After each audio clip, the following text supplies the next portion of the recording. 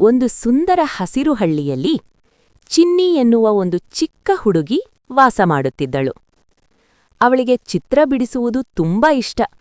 ಆದ್ರೆ ಅವಳ ಮನೆ ಬಡದು, ಬಣ್ಣ ಪೆನ್ಸಿಲ್ ಕೂಡ ಇರ್ಲಿಲ್ಲ. ಒಂದು ದಿನ ಶಾಲೆಯಿಂದ ಮನೆಗೆ ಬರುತ್ತಿದ್ದಾಗ ಕಾಡಿನ ಅಂಚಿನಲ್ಲಿ ಒಂದು ಹೊಳೆಯುವ ಪೆನ್ಸಿಲ್ ಕಾಣಿಸಿತು. ಚಿನ್ನಿ ಅದನ್ನು ಎತ್ತಿಕೊಂಡಳು. ಟಿಂಗ್!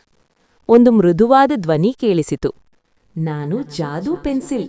ನೀನು ಏನು ಚಿತ್ರ ಬಿಡಿಸಿದರೂ ಅದು ನಿಜವಾಗುತ್ತದೆ. ಚಿನ್ನಿಗೆ ನಂಬಿಕೆ ಬರಲಿಲ್ಲ. ಅವಳು ಒಂದು ಸಣ್ಣ ಚಾಕ್ಲೇಟ್ ಚಿತ್ರ ಬಿಡಿಸಿದಳು. ಅಯ್ಯೋ, ಅದೇ ಚಾಕ್ಲೇಟ್ ಅವಳ ಕೈಯಲ್ಲಿ ಕಾಣಿಸಿಕೊಂಡಿತು. ಚಿನ್ನಿ ತುಂಬಾ ಖುಷಿಪಟ್ಟಳು. ಅವಳು ಹಳ್ಳಿಯ ಮಕ್ಕಳಿಗಾಗಿ ದೊಡ್ಡ ಆಟದ ಮೈದಾನ ಚಿತ್ರ ಬಿಡಿಸಿದಳು, ಸ್ವಿಂಗ್ ಮತ್ತು ಸ್ಲೈಡ್ ಚಿತ್ರ ಬಿಡಿಸಿದಳು, ಹಣ್ಣುಗಳಿಂದ ತುಂಬಿದ ಮರಗಳ ಚಿತ್ರ ಬಿಡಿಸಿದಳು, ಮತ್ತು ಅವುಗಳೆಲ್ಲ ನಿಜವಾಗಿ ಬಿಟ್ಟವು. ಹಳ್ಳಿ ತುಂಬ ಸಂತೋಷದಿಂದ ಕಂಗೊಳಿಸಿತು. ಆದರೆ ಹಳ್ಳಿಯಲ್ಲಿದ್ದ ಕುತಂತ್ರಿ ಹುಡುಗ ಬಾಬು ಜಾದೂ ಪೆನ್ಸಿಲ್ ಕದಿಯಲು ಯತ್ನಿಸಿದ. ಅವನು ದೊಡ್ಡ ಭಯಾನಕ ರಾಕ್ಷಸನ ಚಿತ್ರ ಬಿಡಿಸಿದ. ರಾಕ್ಷಸ ನಿಜವಾಗಿ ಬಿಟ್ಟ.